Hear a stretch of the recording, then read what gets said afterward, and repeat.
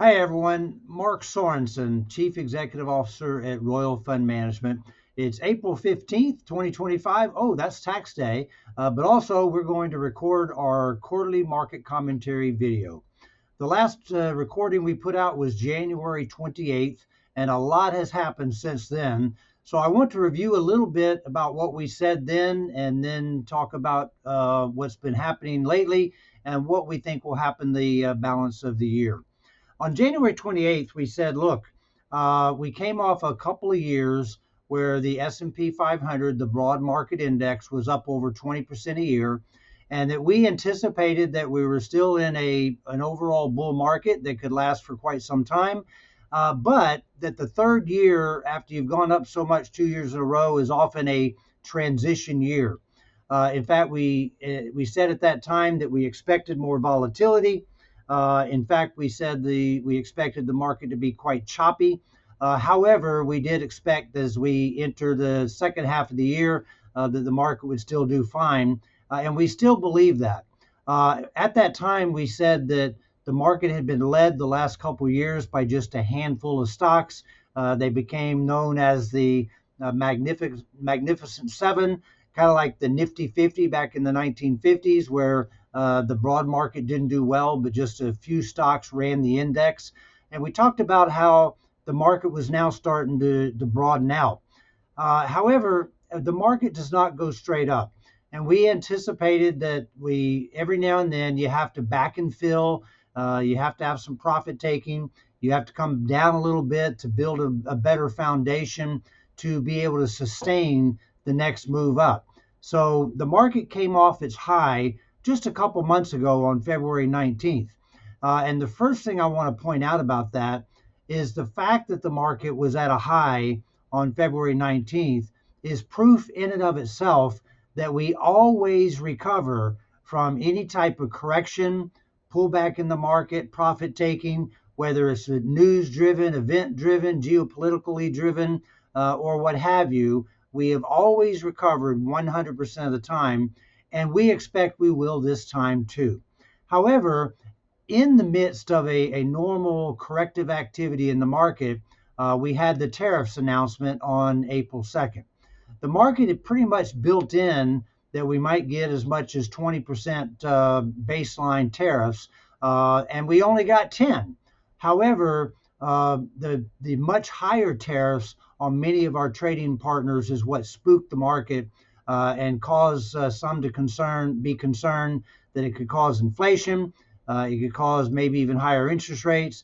It could potentially cause a recession, and the recession expectations have gone up a little bit at this point in time. However, the market generally, when it reacts to news, especially an event-driven pullback like this, the pullback is actually resolved in a shorter period of time than an economically driven pullback. Right now, the economy is still doing fine. A little slower, yes, but it's still doing fine. Unemployment rate is hanging in there. Earnings are improving. Corporate margins are doing fine. So we think the economy, the consumer, is still doing well. In fact, we think the economy will still be resilient like it's been for the last 2 or 3 years. That said, what oftentimes happens when you have a news-driven, event-driven pullback in the market or correction in the market, those events become old news pretty quickly. I can remember many, many times where the news was driven by what if Greece goes into default, many, many other things that you might remember in the market that were news driven. But once that news cycle changes and the market starts to focus on something else, then the tariffs are already built into the market psychology. They know they're there. Companies adapt, and we move forward. So we think this correction will be relatively short-lived. We do think the bottom is probably in, and I'll give some statistics as to why. One, there's something called the relative strength indicator, which is just a percentage measurement of how the market's doing from the standpoint of strength. It got to a low point that was the low of the COVID era, and even going back to the 2007 2008 bear market. The other thing we're seeing is the number of stocks, or the percentage of stocks that are below their 50-day moving average, is at a level that is typically seen at the bottom of corrections or bear markets, not at the top. Another interesting statistic is the CBOE volatility index. And I don't want to get too complicated here, but a measure of volatility in the market, the higher the number, the more volatile. Historically, an average volatility might be around 16. We actually had a close on the volatility index of over 50, back down to about 30 now, but over 50 recently, which the last time it did that was near the bottom of the pullback in 2020 during the COVID crisis. So we are seeing a lot of indicators that suggest that the market has bottomed. We may have to test it. We may get more volatility. We're not calling bottom today, but we are seeing a lot of evidence that is probably true. Another thing that we're seeing is that there's only been one time in history when you have a major drawdown down on the market and you get a 50% retracement, which means from the bottom, the market, the S&P 500 recovers at least half of that. Right now, we're just a few points away on the S&P 500 from a 50% recovery off the bottom. Historically, there's only been one time that we made a new low after a 50% recovery. Another thing we wanted to talk about is we respect how scary the market can be during times like this. We also understand that we're all human beings, and sometimes the emotions of the time cause us to think with our heart a little bit and not our head. So what we encourage you to do is ignore it if you have to. The market, as I said earlier, has always recovered 100% of the time, and it will this time too. You know, I've been doing this for 43 years, and if I remember right, the Dow Jones Industrial Average, which is currently about 40,600, went through 1,300 in my first year in business 43 years ago. So the market goes up 80% of the time, but sometimes we forget that means it goes down 20% of the time. And you just have to know that in hindsight, that has always been opportunity, not a reason to panic. So where do we go from here? We are seeing good economic indicators. We recently had a durable goods indicator, which is products that people buy that last over a year. Durable goods indicators were strong. Unemployment still, or the employment rate, I should say, still good. The number of jobs being added every month. The other thing, we just saw a producer price index and consumer price index that showed that inflation is under control. In fact, it was a better report showing that inflation is still trending down. There's a lot of concern that the tariffs will cause more inflation. However, even Fed Chair Powell of the Federal Reserve said recently in a speech that even if there's a little inflation caused by tariffs, it'd be a one-time event, and yet overall inflation is likely trending down. All the market needs now is a new focus. There's been a lot of uncertainty. The market goes down simply because it doesn't like uncertainty. It needs clarity to move forward. However, as we move into the second half of the year, there are three things that we think the market will start to focus on that are very, very positive. One is tax reform. Obviously, the House and Senate looking to pass the tax cuts of a few years ago will continue, but there's also expected to be further tax reform. The other thing that we think the market will start to focus on is the fact that the Fed is expected to cut interest rates. There's an 88% chance right now that they're going to cut interest rates in June, and an anticipation that they'll cut interest rates 3 times. The third thing we think the market will focus on is deregulation. And deregulation will cause companies to be able to move product and ideas to the market much more quickly. It'll make them more efficient overall. So we believe that once the market gets more clarity on the current uncertainty, and ultimately focuses on tax reform, deregulation, and interest rate cuts, we anticipate that the market could potentially do extremely well in the second half of the year. A reminder that I said on January 28th that this kind of reminds me of the 80s, 90s style bull market where we went up 16 out of 18 years.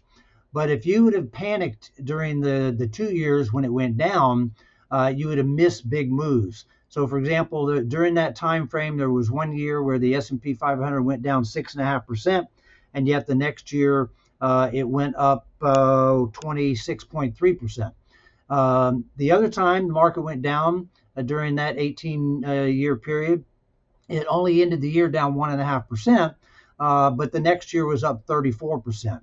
So as we said, we think this is the transition year. After 2 really good years, you've got to have some backing and filling. You've got to let earnings catch up to where the market has gotten to. And then as earnings continue to grow, the market moves higher from there. Now, a word on the tariffs. I know it's really an uncertain time, and the messaging sometimes is not always clear and or changes from time to time. But the fact is, if we can improve manufacturing in America, it will help the economy, and in particular, the middle class. It's interesting that the reason I believe they're really trying to change the trade with China is that America has 2 times the worldwide consumption of China, and yet we have 50% of the manufacturing capability. So by making the trade on a more level playing field, that could cause a lot of manufacturing to come back to America, which could be a positive going forward. We've come off the bottom, pretty sharply. The S&P 500 right now is about 12% off the recent bottom. And that's another thing I wanted to caution you about. If you make emotional decisions during times like this, you often end up with regret and miss a lot of opportunity going forward. The fact is that the average 10% correction in the next 12 months, the market's up about 29%. So the fact is you have to be there when it turns. The market gets so emotional and people throw in the towel, the old saying, baby out with the bathwater, and that causes that really harsh sell-off that oftentimes ends with a V bottom, meaning it recovers very quickly. And we've already seen evidence of that. We've had 2 days in the last couple of weeks where the NASDAQ 100, which is made up of a lot of the large cap technology stocks, went up over 10% during the day. That's oftentimes a reasonable return for a year. In fact, the day that the announcement was that they might, before they actually did, delay tariffs for 90 days and the reciprocal tariffs for 90 days, the NASDAQ 100 rallied 10% in about a half an hour. So you always have to stay engaged with the market. You have to maintain your exposure because you have to be there when it turns. The market turns very quickly once we get clarity on uncertainty, and you don't want to have regret. Most of us on the call here are probably old enough to look back on our lives and know that more often than not, when we make emotional decisions, in hindsight, it is not the best decision. So we encourage you, just look 4, 6 months, a year down the road, and we think like every other bear market correction, especially event-driven corrections like we have now, that oftentimes recover more quickly. 100% of the time we recover. So if you can just focus down the out on the calendar 6 months or longer, you'll be fine. Also, a reminder that we're in an industrial revolution. Artificial intelligence is here, and artificial intelligence is causing a lot of capital expenditures by companies, and that not only will the companies that are involved in the making of the chips and the software for artificial intelligence, every company will benefit from artificial intelligence in terms of creating better efficiencies, better earnings. The market only cares about two things over time: earnings and interest rates. Geopolitical events, event driven policy changes like we have now, even wars might have quick impact to the market in the short term, but over time, the market only cares about earnings and interest rates. Earnings are good, the consumers are hanging in there. The S&P 500 earnings are expected to continue to grow, and interest rates are expected to come down. So that actually sets the stage for the market continuing to be in a bullish phase and will recover fairly quickly. One other point: those of you who are involved in our 401k maneuver services, which is our 401k account management platform, these are times when you should be almost happy the market's down. During your working life, you know the market's going to come back up. So this is an opportunity to buy stocks and at a lower price through what's called dollar cost averaging. I can remember in my own 401k actually liking when the market was in a corrective mode, because I knew I was buying things cheaper, and over my working career, the market would come back. We would even have you consider increasing your deferral percentage at that time if it's something you can do within your budget. So we thank you for your trust and confidence. We think this pause in the market here is fine. In fact, it's probably healthy. Like I said, you sometimes have to build a better foundation so you can better sustain the next move up. We think the market will start to focus on the three real positive events coming in the second half of the year: deregulation, tax reform, and Fed rate cuts. And we think we'll get more and more clarity over time. We think the market is pretty much already priced in the uncertainty about tariffs. It'll continue to be volatile, more volatile than we've seen in a long time. But as I said, every correction, every bear market, every profit-taking time frame in the market, in hindsight, has always been an opportunity rather than a reason to panic. With that, we'll provide more information as necessary. Everybody have a wonderful rest of your day. Bye now.